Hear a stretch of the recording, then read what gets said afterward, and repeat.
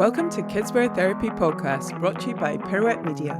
If you enjoy listening, please remember to follow, like, or even review us wherever it is you listen. Kidswear Therapy is a safe space to discuss the ups and the downs, the positives and the irritations of the kidswear industry.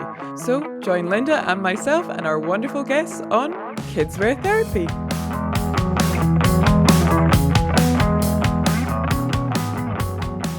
Before we start, a quick notice to say that if you like to continue the conversation about our chat today, then directory members can discuss the issue on the Pirouette Directory forum. Just head over to pirouettedirectory.com to join if you are not already a member. Hi, Katie. I'll just say congratulations, Linda. It's your birthday today. Thank you. Yay. What better things to do than record a Kidswear Therapy podcast? I know, but always a treat to see you, Katie. So there you go. Thanks, Linda. Always a treat to see you. And we've just been doing the typically British thing of talking about the weather because it's been miserable. Yeah. I've never known a Wimbledon where both weeks are rain. You know, 1 week, standard. 2 weeks, unheard of. On that sunny disposition, we're going to go straight into what we were just saying. Grey. More grey. Yeah, so we've been chatting, haven't we? Because the talk around the shows is that obviously Smallable have gone into receivership. So yes, but apparently they're in receivership with a view that hopefully that'll help them to get offers on the business itself. We were looking at articles, weren't we? Yeah, I can't make. I'm amazed to hear you say it as small label. I've never said it that way. I've always said it as smallable. Oh, do you? I always call it small label. Sorry, smallable. Is it meant to be small label? Oh, I think it's with all these different things. You can say it as you want, don't you? So, smallable. Smallable. Yeah, no, it's really tricky this at the moment because obviously, I mean, I've known for a while because I think with my work with Lolly and everything with the marketplace, I was working and looking into marketplaces and looking into all this kind of things, and I kind of heard on the grapevine that obviously that it was a bit tricky and things like that, but it'd be a shame to lose it. I mean, we talked before about matches and, you know, some of the others that have had problems. But this is for the French. This is a really big deal. This is one of their biggest online stores in the kids and family market. And they tried to do things. They'd expanded into adult as well and lifestyle.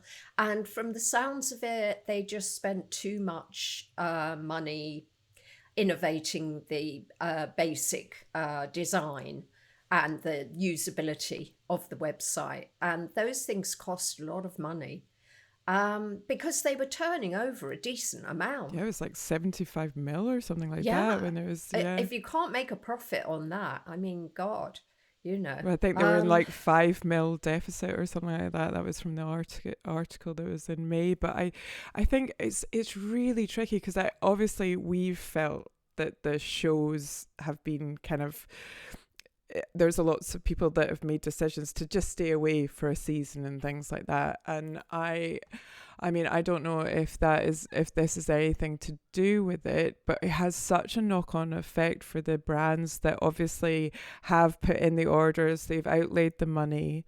Obviously, often when this happens, the brands don't get any money back. Yeah, this is one of the big problems for them. Yeah, you know, it's so it depends on the administrators or who comes in and buys as to whether they actually get any money back from future sales. Yeah, I think quite a lot of people were really damaged by Baby Shop and what happened with them as well. Yeah. But I mean, it looks like they've got about 4 different offers from 4 different kind of takeovers. Lots of interesting ones. And I really hope that it goes well because it would be such a shame to lose the platform. Well, all we have left at the moment are big players in the game. Yeah. You know, I mean, so many small boutiques have gone. You're left with the big department stores and the online stores. And if you start to lose the big online stores, it doesn't bode very well. I mean, it could be the return of the boutique where people can at least know that if they go in there, they buy it, they physically take it away. There isn't this kind of, is it going to be delivered or not? Yeah, I really think that is the truth. It is the return of the boutique. And actually, what's interesting with it is because there's been so many problems, with bricks and mortar and retail and everything like that, that brands themselves are now, like smaller brands are being able to actually have their own stores rather than having like an office or having like a stock room and everything like that. They can actually have their own stores, and then they're becoming the multi-brand stores themselves because they're adding in accessories, they're adding in giftables and things like that. It's interesting because there are lots of people, there's so much chat, this person's great with this, but I am seeing, the rejuvenation. I've been talking with other people. There's always parents that come along and want to start a store, like there's always that inspiration for them to do it, and there is, like I was talking with other people at like Playtime about it, and they work with loads of buyers and everything like that, and they were saying exactly that to me. So I think it oh god, it's like, I was about to say it's the circle of life, but obviously this is people's businesses. So yeah, I mean it is tricky times, and I guess these are some things that we need to chat about, especially on a podcast like this. So we're talking about Kidswear therapy. This can be really worrying for brands. Obviously, it's worrying for the business owners. They're obviously trying to find a way to keep it as a going concern, and keep it going. So yeah. Moving on to Pitti, one of the things that is quite noticeable with Pitti is how the very biggest brands, particularly the Italian ones, are now just showing in their showrooms. And I mean, pre-COVID, you used to get a lot of the big names showing at Pitti Bimbo. The off the top of my head, you had like the Pucci used to do something in Florence. Yeah. Then, Missoni were there, Simonetta, a lot of the very big Italian names, including ones that do adult wear as well, used to exhibit there. I mean, Mona Lisa, and everyone seems to have taken stuff into their own showrooms in Milan now. And the buyers are actually spending longer in Milan because they, the big buyers, the Harrods, the Selfridges, those kind of people, then they actually are in Florence now. I think what we saw at Florence was new labels, new exhibitors coming through. But the draw of the big names isn't there anymore. And it's, how do you solve this problem? It's really hard, and I know they're looking and they're trying very hard. Yeah, I call it the chicken and the egg scenario. It's like, because everybody's saying, right, okay, well, the buyers are saying, well, we need more interesting brands. We need a better offering. We need, you need to give us more. And then the other way around is like, the brands are like, well, we need to know that the buyers are coming. We need to know all this out. And I think there's lots of different ways of doing this. I think that in whatever avenues and innovations that you're doing need to be now. Like that's the thing, is you need to, and I think partly some of this comes down to communication, because a lot of feedback that's coming to me with this is, people are they really missed like a fashion show this season and things like that, because if you're looking at the shows and the shows and what they do, is they're kind of doing the same job, but they do it differently, and I think that the shows need to really stay true to their unique USP, in the fact, like Italy, you're an Italian international show, but you're an Italian show. The runway is really it's really important for marketing, it's important for the event, and that's what everybody does so well. But yes, and I do understand it's difficult to do these things if the bigger brands are out with. So I don't know. I think the what should be now is the conversation now, because I know that brands are looking for that. But what concerns me as well with is the buying timeline. I think that everybody's got to be really sensible with what they're doing and realize that like buying starts from like May. It starts from May, and that's for the big brands that are like telling and dictating to the buyers when they're buying, when they're doing, so I think you've really got to think about. I'm not sure if Milan is the solution. I'm not sure. Like, I don't think that suddenly after Pitti that there's going to be an influx of like children's buyers like all in Milan. Where do they come from? It's actually earlier in May that they're in Milan. I just feel that there's nothing wrong with having more conversations and sharing more information for this to kind of work better. Does that make any sense? Yeah. Oh God, I'm we so need preachy. A conference. I'm so preachy today. So preachy. Oh God, I'll get lots of DMs telling me off. Yeah, I mean, I guess it's interesting because I thought Pitti was it was a good show. It was really interesting. Yeah. The theme was brilliant. Yeah. The feedback. Yeah, the lemon theme took us all over. When we first heard about it, we were like, lemons.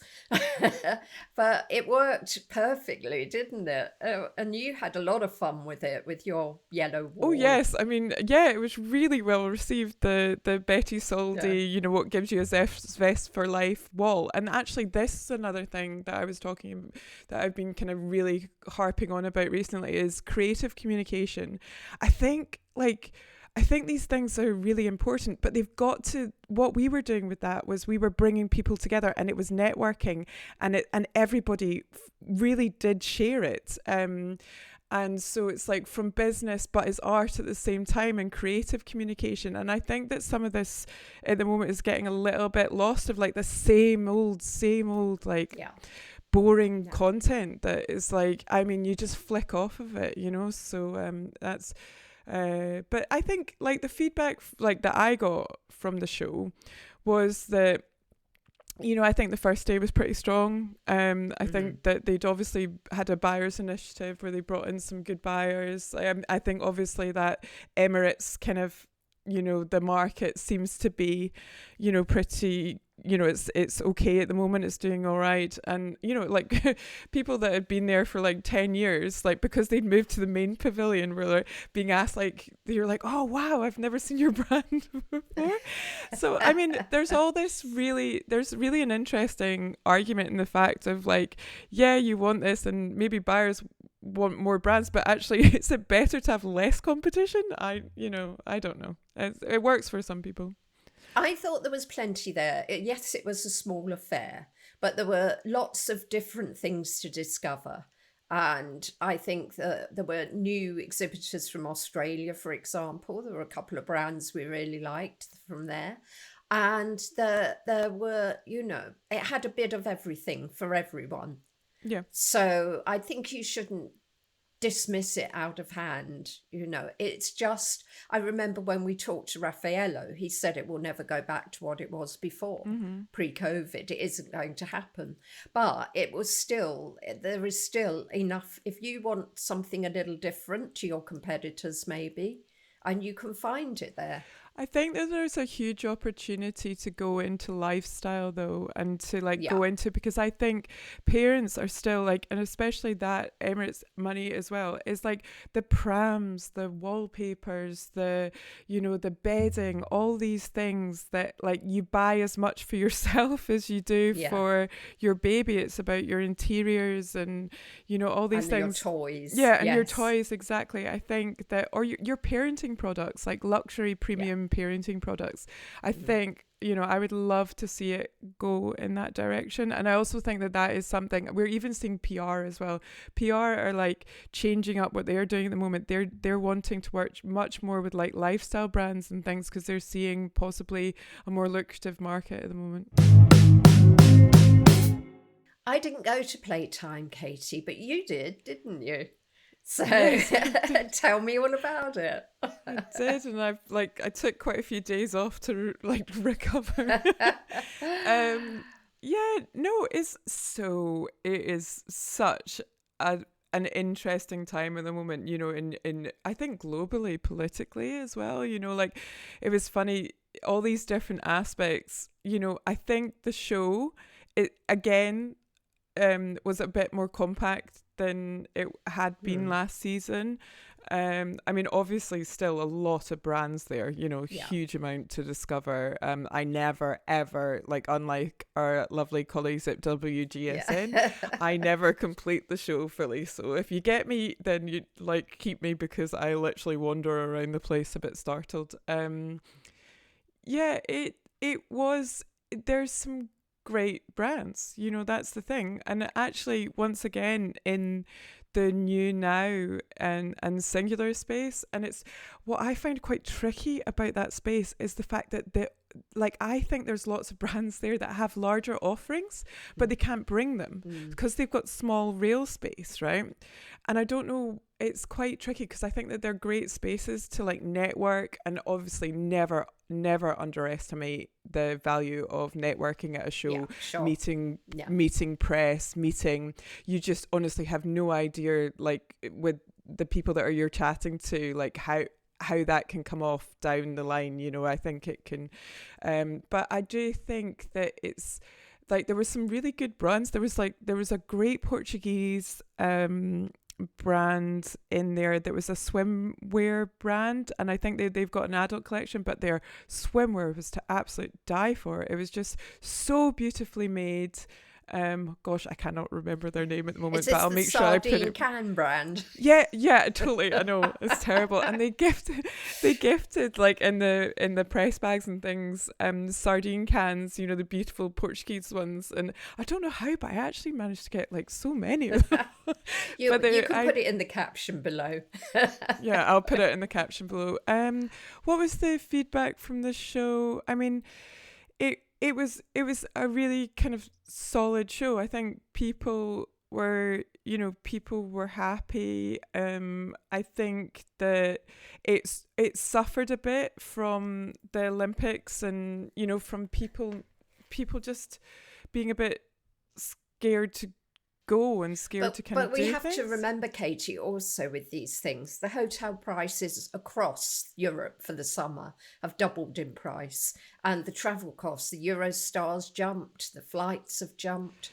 So it Yeah. actually becomes quite an expensive proposition to go somewhere for 2 or 3 days. Yeah, and also I think once again it's because of the pandemic and things, Yeah. like some of these brands, when people had to fight for it and they had to just go direct as well to their buyers. I mean, I think one thing that keeps getting flagged up to me at the moment as well is like why brands go to trade shows as well is that they're looking for new Yeah. buyers. Um, and like some of them did get new buyers at Pitti and things like that. And I mean, to be honest, I was really busy doing interviews You and were. things at the Playtime one, so I didn't get as much feedback. But that's the thing. They go to get new buyers. I mean, there was one brand that's really worth mentioning that I just think is brilliant is Goldie and Ace. Right. They have from like baby to like beautiful bedding. They're like, I always call them like ready to go brands. Like they have like all their photography is great. Their communication, so like you can put them online, you can put them in your store, online store, on your bricks and mortar store, you can put them on your social. They're just like they've just got everything ready for you to sell their product, and they're really nice people. So I would suggest anybody, agents, distributors, they're an absolute brilliant brand. What else? I How mean, did you obviously, find like, Paris? I mean, well, I was going I to was say, told it's all been spruced up and it looks great for the Olympics. And to me, I'd found Paris was on a kind of declining slide beforehand. I hadn't enjoyed the last few times I'd gone there. But our friend went shortly before the fair and said, "Oh, it looks great." Yeah, I mean, we managed to steal, like, we went, steal a moment and actually went down to Concord to have a look at, like, one of the stadiums, because I was like, I am not leaving Paris without seeing something or whatever. And it was, I mean, Paris was looking great. It's very tricky there at the moment because politically we were there when everybody was voting. Yeah, And yeah. it was, I mean, it's in such turmoil. But yeah, politically it's crazy at the moment. So if everybody's not got enough to deal with business wise, you know. Yeah. But I mean, I find it interesting. I guess there's one thing that probably, I just want to say as well about French is it's amazing. So like obviously I used to stay in France a lot, and it's just changed so much. I can't believe it since the pandemic, like because of social media and the youth like got like it's the most colourful place ever. And actually worth mentioning that Playtime, you will remember, used to be a lot of grey and beige, and also there Yes. was that monochrome movement where everything was black and white, and even Tiny Cottons Yes. was black and white. It had white leggings with black crosses on it, right? Now, honestly, the aisles are just covered in colour. It's just, you look down an aisle and it's just a spectrum of colour everywhere. And actually, that's like the Parisians as well.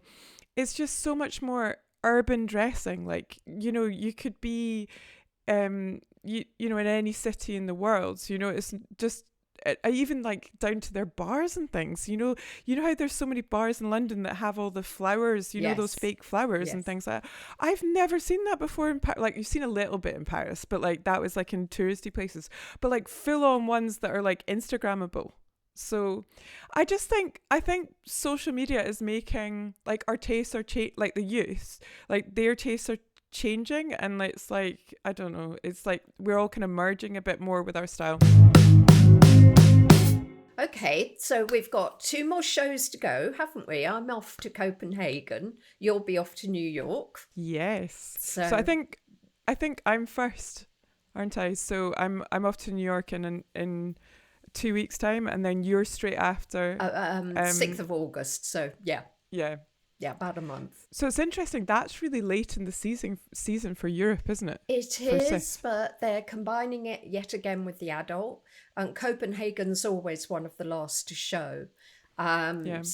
But it is late, and for a lot of the kidswear buyers, it's too late. But then the Scandi market, it tends to be a very Scandi market show. Yeah. And it's very good on lifestyle. So when you buy Yeah. lifestyle isn't so important anyway. No. Um, No. it works. I mean, they experimented the last time you went, Katie. They experimented with holding it separately and earlier, pre Pitti, and it just didn't work at all, did it?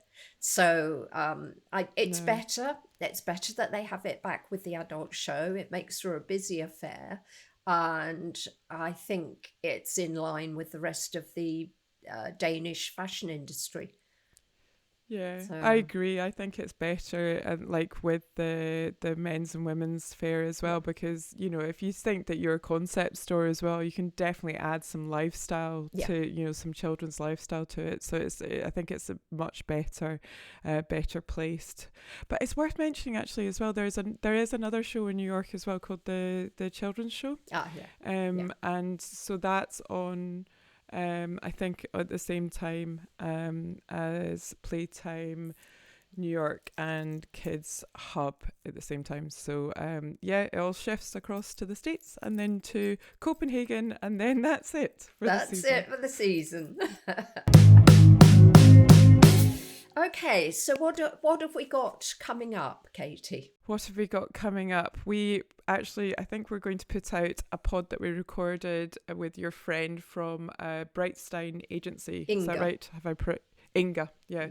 So we recorded that at the beginning, at the start of when we were doing the pods. And Inga was changing up, wasn't she? She was She changing up was. her career. And She was an agent, and a very good yeah. one, for quite many years. And she was telling us all about it from the agent's point of view. So that's quite interesting one for people. Perfect. So that'll go out after this one. Okay. Well, have a lovely birthday, Yes, Linda. I Hope have you bought some myself bubbles. a big chocolate cake, so I'm off for that now. Oh, lovely. You've got to like toast it, and hopefully the rain will like, actually there'll be a little bit of coverage because they've got the roof on centre court, Yeah. don't they now? So Yeah. you can watch a bit of Wimbledon and then maybe some football. All right, lovely to see you, Lovely Linda. to see you again.